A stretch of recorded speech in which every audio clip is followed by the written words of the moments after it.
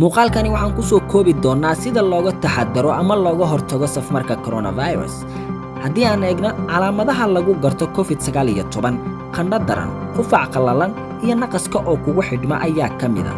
Haddii aad isaga shakiso in uu fayraska ku haleelay, fadlan wac oo la xiriir goobaha caafimaad ee kugu dhow una sheeg xaaladaada. Waxay kugu hagi doonaan dhakhaatiirta habka ugu wanaagsan ee aad u wajihi lahayd la tacaalidiisa. Ogsoonow waxaa jira tallaabooyin ka hortag ah oo aad samayn karto. Joog gurigaaga haddii aad xanuunsan tahay. Ka fogow goobaha ay dadku isugu yimaadaan. Xaji qufaca ama hindisyada. Xusuusno waxa ugu fiican in aad ku qufacdo ama ku hindisto dhinaca gudaha xusulkaaga si looga fogaado in aad jeermiska ku qaado gacmahaaga. Ka fogow taabashada sida indhahaaga, afkaaga iyo sankaaduba.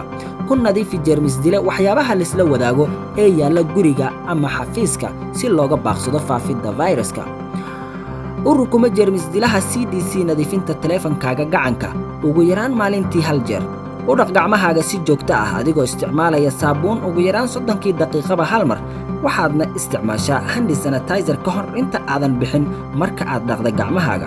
Talooyinka muuqaalkani waxay kaa caawinayaan in aad ka difaacdo nafsadaada kana hortagtid safmarka coronavirus iyo dhammaan fayrasyada kale ee ku dhaca neefmareenka.